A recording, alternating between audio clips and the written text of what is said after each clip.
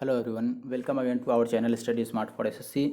और S D Yadav book लाभ हानि सॉल्यूशन का ये पांचवा भाग है। इससे पहले मैंने 4 पार्ट ऑलरेडी अपलोडेड कर रखे हैं, जिसमें 1 नंबर से लेकर 130 तक के क्वेश्चन सॉल्व किए हैं मैंने। तो अगर आप उन्हें देखना चाहते हैं तो ज़रूर से जाके देखिए, आपको हमारे चैनल के प्लेलिस्ट में मिल जाएगा, या फिर आपको हमारे डिस्क्रिप्शन बॉक्स में भी उसका लिंक मिल जाएगा, आप वहाँ से जाकर देख सकते हैं। और मैं बस यही कहना चाहता हूँ आपसे कि आप वीडियो को लास्ट तक देखा कीजिए, ठीक है, क्योंकि शुरू में 1-2 सवाल देखने से कुछ नहीं आता है। अगर आपको पूरा सीखना है, पूरा तरीका जैसे मैं सॉल्व करता हूं, तो आप लास्ट तक देखिए, आपको काफ़ी अच्छा तरीका सीखने को मिलेगा जो शायद आप पहले से नहीं सीखे होंगे। तो ज़रूर से वीडियो को अंत तक देखें, और एक बार अंत तक देखेंगे तो खुद आपको पता चलेगा कि वीडियो की क्वालिटी क्या है और किस तरीके से हम सवालों को सॉल्व करते हैं। चलिए वीडियो को शुरू करते हैं, और वीडियो अच्छा लगे तो ज़रूर से वीडियो को लाइक और शेयर कर दें, साथ ही साथ चैनल को सब्सक्राइब कर लें, और अगर सब्सक्राइब कर दिया है तो बेल आइकन को भी प्रेस कर दें। चलिए पहले सवाल पर आते हैं जल्दी से। देखिए दोस्त, पहला सवाल हमारे पास आ चुका है, जो कि है सवाल नंबर 130। और इस तरह के सवाल को अगर आपको करना है तो आप कान और ध्यान दोनों खुले रखना, दोनों मतलब लगा के यहाँ पे देखिए, और साथ ही साथ इसको कॉन्सेप्चुअली आपको समझना पड़ेगा इस सवाल को, वरना इसमें कोई खास ट्रिक वगैरह नहीं लगती है। इसको अगर आप कॉन्सेप्चुअली समझ गए तो इस तरह के जितने भी सवाल आते हैं वो आप बना पाएंगे। और सबसे पहले तो मैं बता दूं कि लाभ हानि का मैं राकेश यादव सर का बुक भी साथ ही साथ सॉल्व कर रहा हूँ, और उसमें भी मैं टॉपिक वाइज ही पढ़ा रहा हूँ। तो अगर आपने उसे नहीं देखा है तो उसे देख लीजिए, क्योंकि ये जितने भी सवाल आप देख पा रहे हैं अभी एस डी यादव वाले, ये सारे सवाल मैंने ऑलरेडी उसमें कर दिए हैं। ठीक है, तो अगर आप चाहते हैं पहले से सीखना तो आप राकेश यादव सर की जो मैंने वीडियो बना रखी है उनकी बुक की सॉल्यूशन की, उसे आप जाकर देखिए पहले। उसका आपको लास्ट में लिंक भी मिल जाएगा, या फिर आप चैनल पर जाकर देख सकते हैं, उसमें मैंने ये सारे तरीके पहले से ही पढ़ा रखे हैं। चलिए वीडियो को शुरू करते हैं और सवाल को सॉल्व करते हैं। सवाल है अपने पास कि एक आदमी 20% के लाभ पर वस्तु को बेचता है, ठीक है, और दूसरी बार क्या करता है कि यदि वह 20% कम पर खरीदा होता यही वस्तु और 5 रुपये अधिक पर बेचा होता तो 25% का लाभ होता उसे। तो आपको बताना है कि वस्तु का क्रय मूल्य क्या है। अब एक बात समझ लो कि कभी कभी सवाल ये चेंज होकर भी आता है, जैसे यहाँ पर लास्ट में लिखा है कि 25% लाभ होता है, इसी बात को वो लिख देता है कि 5% अधिक लाभ होता है। यानी कि पहले 20% लाभ तो था ही शुरू में, लेकिन अगर वह 20% कम पर खरीद के और 5 रुपया ज़्यादा में बेचता तो उसे 5% का ज़्यादा लाभ होता, यानी कि 25% का लाभ होता। तो सवाल का जो लैंग्वेज है, भाषा, वो बदलता रहता है, लेकिन आपको ध्यान से बात को समझनी पड़ेगी ताकि भाषा बदलने पर भी आप तरीका न भूलें। तो सबसे पहला काम आपको क्या करना है कि 20% लाभ पर बेचा है, तो देखो एक साइड हम एसपी लिखेंगे, इस साइड एसपी का मतलब विक्रय मूल्य, और हम बाएं साइड में लिखते हैं सीपी यानी कि क्रय मूल्य। ये समझने के लिए मैं आपको पहली बार बता रहा हूँ, अगली बार से हम नहीं लिखेंगे और इसको लिखने की ज़रूरत भी नहीं है। ठीक है, तो सबसे पहले देखो 20% लाभ पर बेचता है, यानी कि एसपी कितना हो गया, तो आप बोलेंगे 120%। यहाँ पर परसेंट भी आपको साथ में लिखना है, और अगर परसेंट नहीं लिखना चाहते हैं तो आपको एक्स लिखना पड़ेगा। फिलहाल मुझे परसेंट ज़्यादा बेहतर लगता है, तो मैं 120% लिख दिया। और ये 120 क्यों? क्योंकि 20% लाभ है, और मैंने आपको बताया है कि लाभ है तो 100 में जोड़ते हैं विक्रय मूल्य के लिए, और अगर हानि है तो 100 में से घटाते हैं। तो 20% का लाभ है तो 100 में जैसे ही जोड़ेंगे तो ये 120% बन जाएगा। और ये इतना में अगर बेचता है, वह पहले से शुरू से 120% में बेचता है। अब दूसरी लाइन में आपसे कह रहा है कि यदि वह 20% कम में खरीदा होता। अब देखो 20% कम यानी कि 100 में से 20 घटाना है, 20% कम में खरीदा होता। अब ये खरीदने की बात है तो हम सीपी के साइड लिखेंगे, 20% कम का मतलब 80%। ठीक है, 100% तो क्रय मूल्य होता है, 20% कम में खरीदा होता तो 80%।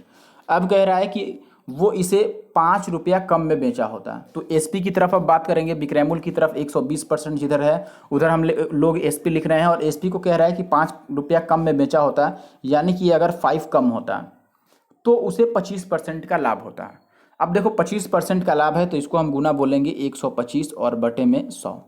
ये बात आप समझ गए होंगे, 125/100, क्योंकि 25% का लाभ था, और लाभ हम हमेशा क्रय मूल्य से फाइंड आउट करते हैं, तो क्रय मूल्य की तरफ मैंने 125/100 लिख दिया। अब यहाँ से ये बात समझना कि 120% में से हम 5 को नहीं घटा सकते हैं, ये सबसे पहला बात, क्योंकि 120 है परसेंटेज में और 5 परसेंटेज में नहीं है। अगर आपको घटाना ही है तो 5 को हम परसेंटेज में बदलेंगे तो 100 से गुना करना पड़ेगा, तो 500% बन जाएगा, फिर आप उसको घटा सकते हैं इजीली। ठीक है, लेकिन वो ज़रूरत नहीं है, आप परसेंट में मत ले जाओ, ऐसे ही बनाओ। अब देखो ऐसे बनाने के लिए हमें क्या करना पड़ेगा, यहाँ पे जो कट रहा है कटा लेते हैं, ये 1 0 से 1 0। अब या ऐसे हम काट देते हैं, चलो ये 4 से कट जाएगा 25 बार में, और ये 5 से 25 बार में, और ये 4 से कट गया 20, चौके 80%। अब इस 20 को अगर आप इस 5 से गुना करते हैं, देखो गुना हो जाएगा, परसेंट वाला बिना परसेंट वाले से गुना हो सकता है, लेकिन जोड़ घटाव नहीं हो सकता है। ठीक है, तो आप इस 20 को इस 5 से गुना करोगे तो ये आ जाएगा 20 × 25 100, और इधर परसेंटेज था तो परसेंटेज भी आएगा 100 परसेंट बराबर इधर आ गया 120% और माइनस का 5। अभी हमें परसेंटेज में क्रैमूल यहाँ पर बताना है और क्रैमूल आपको पता होना चाहिए हमेशा 100% रहता है, तो हमें 100% की वैल्यू निकालनी है। अब यहाँ से आप देख के मत बोलो कि 100% की वैल्यू तो यही है, हमें रुपए में केवल वैल्यू बतानी है। अभी आप देख रहे हैं कि 100% तो है ठीक, लेकिन दूसरे साइड भी अभी परसेंटेज है, हमें सारे परसेंटेज को एक साइड ला के उसे 100 बनाना है। तो हम क्या करते हैं, देखो हम क्या करेंगे इसको कि इस साइड इसको इधर लाएंगे तो 100 में से 120 घटेगा तो माइनस का 20% बचेगा और इस माइनस से वो कट जाएगा। या फिर आप 5 को इधर ला दो और 100% को उधर ले जाओ। ये सब करने के बाद जो हमारे पास आएगा वो 20% की वैल्यू आ जाएगा 5। अब अगर 20% की वैल्यू हमारे पास 5 है तो हमें 100% की वैल्यू बतानी है। तो यहाँ से 100% निकालना आसान है। 20 को हम 100 कैसे बना सकते हैं, तो आप बोलोगे कि गुना में 5 करके, हम 5 से गुना करेंगे तो ये 20 25 100 हो जाएगा। तो राइट साइड भी हम 5 से गुना कर देते हैं और ये हो जाएगा 5 पचे 25, यानी कि 25 रुपया हमारा उत्तर है।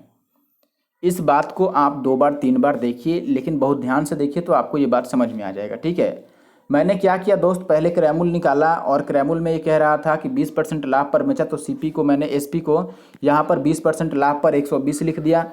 अब कह रहा था कि अगर वह 20% कम में खरीदा होता यानी कि 80% में खरीदा होता और 5 रुपया कम में बेचा होता यानी कि एसपी की तरफ -5 कर दिया तो उसे 25% का लाभ होता यानी कि 125/100। ठीक है, अब यहाँ से मैंने 100% की वैल्यू निकाल दी। अब अगर आपको नहीं समझ में आया तो अगले सवाल पे चलते हैं। अगला सवाल भी आपको सेम कैटेगरी का मिलेगा। जैसे देखो मैं अगला सवाल कुछ अलग तरीके का लेता हूँ। जैसे 131 नंबर है, ये बिल्कुल सेम टू सेम है। ठीक है, आप कहते हैं तो चलो मैं करके भी दिखा देता हूँ इसको, ऐसा नहीं है कि नहीं करूँगा। यहाँ पर 25% लाभ पर बेचा यानी कि आप डायरेक्ट एसपी को पहले लिखो कि दूसरी साइड का बात कितना हो गया, 25% लाभ था तो ये हो गया 125%।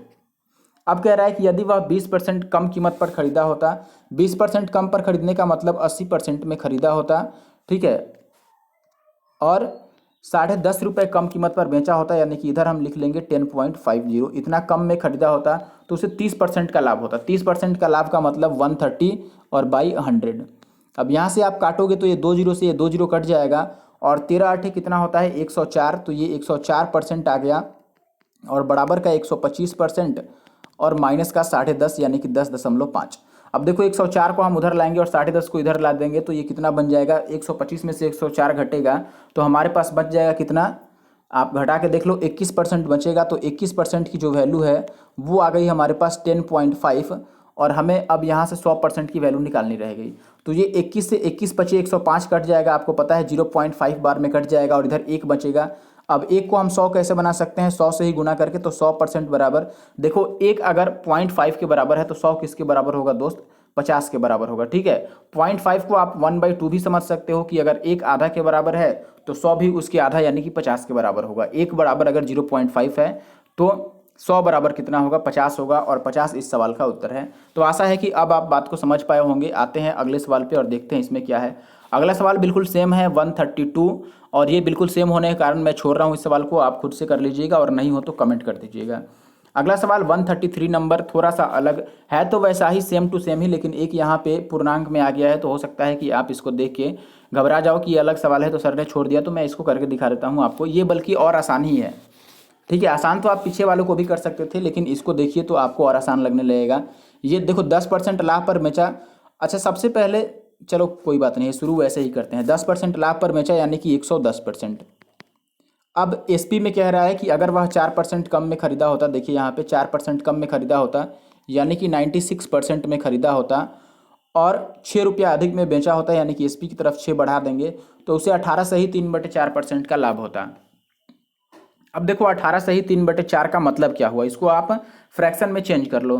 ठीक है, यानी कि बटा में चेंज कर लो तो ये 18 चौके 32 और 3 35/4 बनेगा। ठीक है, 18 चौके 32 नहीं होता है, सॉरी, 18 चौक 72 और 3 75/4 बना।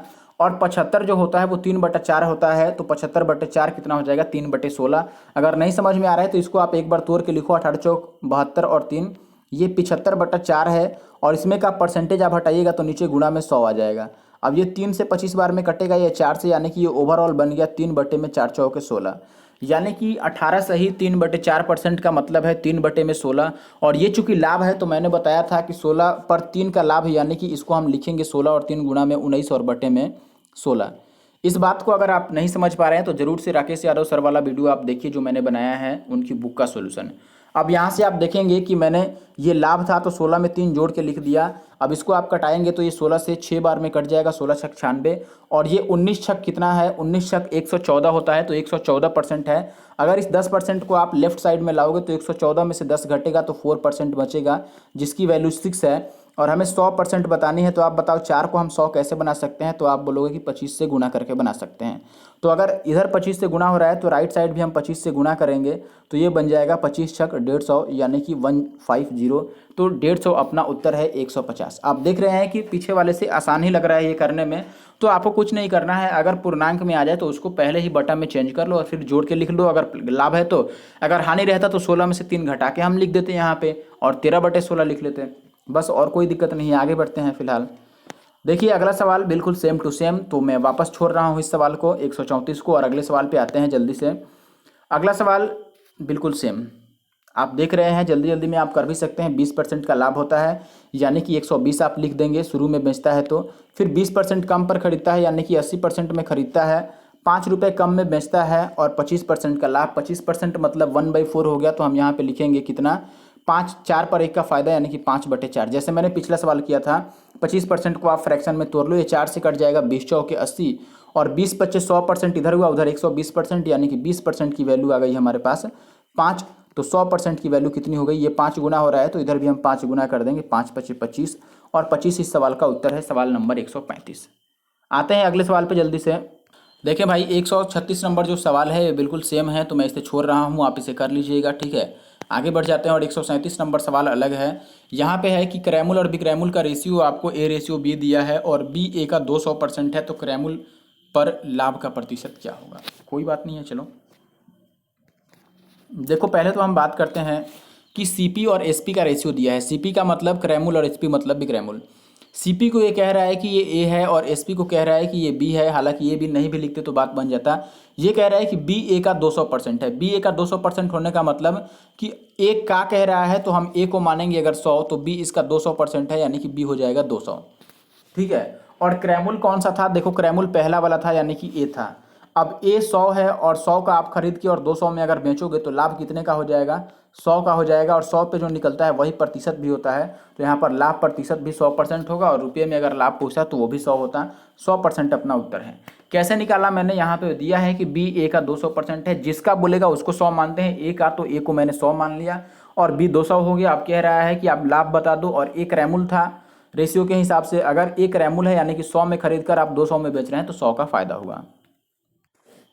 देखिए भाई अगला सवाल, सवाल नंबर 138, इसमें कह रहा है आपसे कि दो वस्तुओं के मूल्यों का जो अनुपात है वो है 3:4। यदि पहली वस्तु का मूल्य 10% बढ़ा दिया जाए और दूसरी वस्तु में 4 रुपये की वृद्धि कर दी जाए तो भी ये अनुपात यथावत रहेगा। इसका मतलब है कि तो भी ये अनुपात उतना ही रहेगा, 3:4 ही रहेगा, ठीक है। तो आपको बताना है कि दूसरी वस्तु का आरंभिक मूल्य क्या होगा।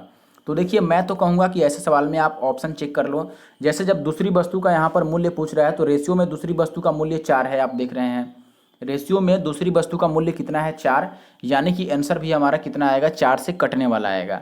और पूरे ऑप्शन में एक ही है जो 4 से कट रहा है, वो है 40, तो 40 हमारा आंसर हो जाएगा। आप देखो आप कितना समय लगेगा इतना आपको चेक करने में, ठीक है। लेकिन ये बात आपको पता होगा, अगर आपने मेरा रेशियो प्रोपोर्शन का वीडियो नहीं देखा है जो मैंने SSC के लिए बनाया है तो आप ज़रूर से देख लीजिए, वो आपके लिए भी फ़ायदेमंद है, ठीक है। उसमें हर एक लेवल का क्वेश्चन शामिल है, आप उसे देखिए और उसमें जो भी बातें बताई गई हैं उन्हें सीखिए, ठीक है, क्योंकि ये रेशियो का ही सवाल है लगभग आप देखें तो, ठीक है। तो चलिए इसमें आगे बढ़ते हैं और देखते हैं कि अगर बनाना रहता तो हम कैसे बनाते हैं। बनाने के लिए देखो अगर आपको जल्दी बनाना है थोड़ा क्विक, तो आप क्या करेंगे यहाँ पर कि लिखेंगे 3:4 था पहले से रेशियो, ठीक है। अब देखो बढ़ाने की बात है तो हम इसको 30 और 40 मान लेते हैं ताकि रेशियो हमारा गड़बड़ ना हो, ठीक है। 30-40 हम मान लेते हैं, क्यों, क्योंकि परसेंटेज निकालना ऐसे हमारे लिए आसान रहेगा। तो मैंने 30 और 40 मान लिया। देखो अभी भी आप कटा दोगे तो ये 3-4 ही बचेगा, कोई दिक्कत नहीं है। मैंने 30-40 बस इसलिए माना कि परसेंटेज निकालना हमारे लिए आसान रहे। अब ये कह रहा है कि यदि पहली वस्तु का मूल्य 10% बढ़ा दिया जाए, यानी कि इसको 10% बढ़ा दिया जाए। आप बताओ 10% का मतलब मैंने बताया है कि 1 जीरो कम, तो 1 जीरो कम करेंगे तो 3 बढ़ेगा, 3 बढ़ के ये कितना बन जाएगा, 33। 10% बढ़ने के बाद ये कितना हो जाएगा, आप ऐसे लिख लो, ये 10% बढ़ने के बाद बन जाएगा 33, ठीक है। और दूसरी में 4 की कमी कर दी जाए, यानी कि इसमें 4 अगर आप कम कर देंगे तो यहाँ पर जो इनका रेशियो बनेगा वो कह रहा था कि पहले जितना ही रहेगा, रेशियो यथावत रहेगा, यानी कि अभी भी 30 और 40 का ही अनुपात रहेगा। ये आप समझ लो, यहाँ पर अभी भी रेशियो कितना होगा दोस्त, 30:40 ही रहेगा। ठीक है, अब देखो अगर 30 की वैल्यू यहाँ पर 33 है तो 40 की वैल्यू आपको निकालनी पड़ेगी। 30 की वैल्यू कैसे निकला है, 11 से गुना किया गया है तो 33 आ जाएगा, लेकिन एक जीरो से डिवाइड भी किया गया है, यानी कि 1.1 से गुना किया गया है, तो इसको भी आप 1.1 से गुना करोगे तो ये कितना बन जाएगा, ये बन जाएगा 4। ठीक है, 1.1 से गुना करने पर ये बन जाएगा 44। अब देखो यहाँ पे ये कह रहा है कि दूसरी वस्तु का आरंभिक मूल्य बताना है और दूसरी वस्तु में 4 को जोड़ा गया है। अब यहाँ पे आप देख रहे हैं कि ये 4 जोड़ा भी गया है तो ये 44 बन गया है, यानी कि ये 40 ही अपना सही उत्तर था।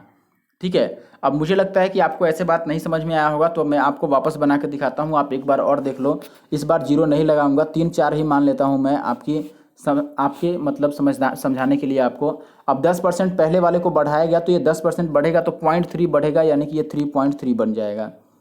दूसरे में 4 की वृद्धि की गई है, यानी कि इसमें 4 जोड़ा गया है। उसके बाद जो रेशियो आएगा वो 3 4 ही आएगा। ठीक है, तो रेशियो अगर 3 ही 4 आना है तो आप समझ लो 3 की वैल्यू अगर 33 हो गई है, 3 की वैल्यू 33 हो गया है तो 4 की वैल्यू कितनी हो जाएगी, 44 हो जाएगी। लेकिन इसमें पॉइंट था तो यहाँ पर भी पॉइंट होगा, क्योंकि 3 को गुना किया गया है 1.1 से, तो हम 4 को भी 1.1 से गुना करेंगे तो ये कितना बन जाएगा, 11 चौक 44, 4.4। अब आप देख पा रहे हैं कि यहाँ पर कितना जोड़ा गया है। हमारे पास जो रेशियो आया है ये 4 से बन गया है 4.4, यानी कि 0.4 बढ़ा है, लेकिन सवाल में 4 बढ़ाना था। तो 0.4 की वैल्यू अगर 4 है तो हमसे पूछा है आरंभिक मूल्य दूसरी वस्तु का, यानी कि 4 का वैल्यू पूछा है। तो अगर 0.44 के बराबर है तो 4 किसके बराबर होगा, ये पॉइंट इधर से हटाओगे तो उधर 0 चला जाएगा, यानी कि 40 के बराबर होगा और 40 अपना उत्तर होगा। और ये भी बात अगर आपको नहीं समझ में आए तो आप x से बना लो। आप क्या करो कि मान लो कि पहली संख्या है 3x और दूसरी संख्या है 4x। अब पहले वाले को 10% बढ़ाना है, यानी कि इसको लिख लो 110/100, और दूसरे वाले को कह रहा है कि 4 की वृद्धि कर दिया, यानी कि इसमें 4 जोड़ दिया जाए तो रेशियो वही रहता है, यानी कि 3/4 ही रहता है। अब इसको सॉल्व करोगे तो x की वैल्यू आएगी, और x की वैल्यू जो भी आएगी तो वापस आपको 4x निकालने के लिए 4 से गुना करना पड़ेगा। और इसीलिए मैं कह रहा था कि आंसर 4 से कटेगा, और 4 से कटने वाला केवल 40 था, तो इतना नहीं करना पड़ता, आप ऐसे भी निकाल सकते हैं। मैंने तरीका आपको समझा दिया है। अगले सवाल पे आते हैं। अगले सवाल में आपसे बोला गया है कि एक रेफ्रिजरेटर और टीवी का जो मूल्य का रेशियो है वो 5:3 है। यदि रेफ्रिजरेटर का मूल्य टेलीविजन से 5500 अधिक हो तो रेफ्रिजरेटर का मूल्य कितना है। अब यहाँ पे आप देखिए डायरेक्ट कि रेफ्रिजरेटर का मूल्य टेलीविजन से रेशियो में कितना ज़्यादा है। ये सवाल में जो दिया रहता है डाटा, वही चीज़ हम रेशियो में फाइंड आउट करने की कोशिश करते हैं। ठीक है, तो रेशियो में आप देखो यहाँ पे ये लिखा है कि रेफ्रिजरेटर टेलीविजन से 5500 अधिक मूल्य में आता है, लेकिन सवाल में जो रेशियो दिया है वहाँ पर आप देखो ये कितना ज़्यादा है रेफ्रिजरेटर का मूल्य, तो 3 से 5 2 ज़्यादा है, यानी कि 2 अधिक है। और सवाल में ये कितना अधिक दिया है, 5500। अगर 2 की वैल्यू 5500 है तो हमसे रेफ्रिजरेटर का मूल्य पूछ रहा था, यानी कि 5 का मूल्य पूछ रहा था। तो यहाँ 5 का हम कैसे निकालेंगे, 2 से पहले कटा दो, 2 5 10, तो ये 1 की वैल्यू आ गई कितनी, 5 5 25, और 5 5 25 और 2 27, इतनी आ गई। और एक जीरो भी, और हमें वैल्यू बतानी है 5 का, क्योंकि रेफ्रिजरेटर 5 यूनिट है। 5 का वैल्यू निकालने के लिए आपको 5 से गुना करना पड़ेगा, तो ये बन जाएगा 0 और 5 5 25 और 7 5 35 और 3, कुछ गलत हो गया क्या, गुना में कुछ गलत हो गया क्या, यहाँ पे बोल रहा था 2 ज़्यादा और 5500 हो गया। ठीक है, 2 की वैल्यू 5500, तो 2 5 10, 5 5 25, 5 5 25 और 2 27, 0 1 की वैल्यू इतनी। तो रेफ्रिजरेटर यानी कि 5 की वैल्यू पूछ रहा है, 5 5 25 और 7 5 35 और 2 37, 7 आएगा ना, और 5 दूना 10 और फिर 3 13, यानी कि ये 13,750 आएगा। ऑप्शन बी जो है वो सही उत्तर है। तो सवाल आसान है, मैंने आपको बता दिया है कैसे करना है। आगे आते हैं और अगले सवाल को बनाते हैं। अगला सवाल भी हमारे पास आसान ही है। आपको ऐसे दिया गया है कि 15 रुपये, 10 रुपये और 5 रुपये में बेचे गए हैं सेब के अलग अलग आकार के सेब हैं, यानी कि 3 तरह के सेब हैं जिन्हें 15, 10 और 5 रुपये में बेचा गया है, और उनका रेशियो है 3, 2 और 5 का। तो आपको सेब की एवरेज कीमत बतानी है। तो ये हालांकि लाभ हानि का तो सवाल नहीं है, ये सवाल है एवरेज का, या फिर आप रेशियो का समझ सकते हो, या मिक्सचर एलिगेशन का। लेकिन यहाँ पर दे दिया है तो इसे भी सॉल्व कर ही लेते हैं।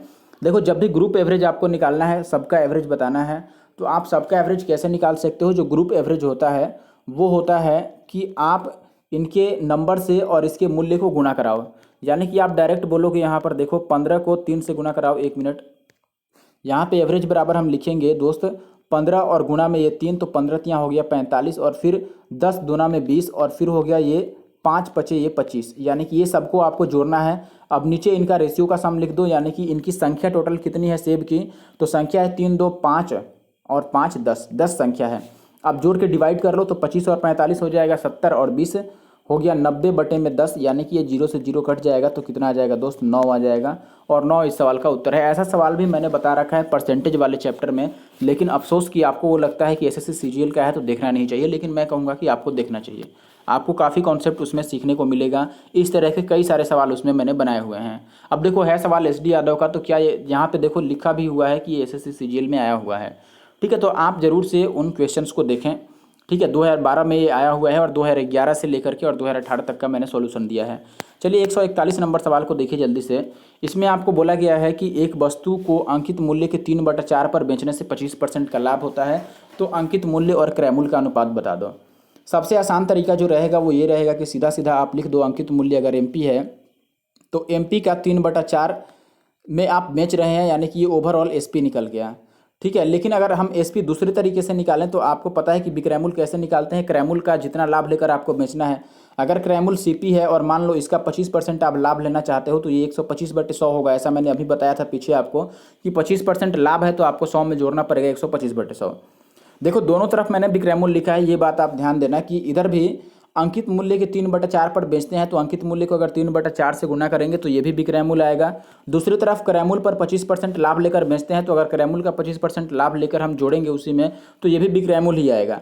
अब यहाँ से अगर आपको रेशियो निकालना है तो ये देखो ये कटेगा 4 से 25 बार में और ये 5 से 25 बार में, यानी कि MP/CP कितना आ जाएगा यहाँ से, तो आप बोलोगे अंकित मूल्य और क्रय मूल्य का अनुपात बता दो। 25% का लाभ होता है तो अच्छा 5 ऊपर आएगा ना, यहाँ पर गलती कटा दिया मैंने ना, 5 पचे 125 होता है ना, यहाँ पे 5 आएगा, ऊपर 5 आएगा और नीचे कितना आएगा दोस्त, 4 आएगा। यहाँ पे 5 पचे 125 और नीचे 4 से 25 बार में कट जाएगा। अब इस 4 से ये 4 भी कट जाएगा तो यहाँ से MP/CP अगर आप निकालोगे तो ये आ जाएगा 5/3, यानी कि 5:3 अपना पहला ऑप्शन जो है ये सही उत्तर है।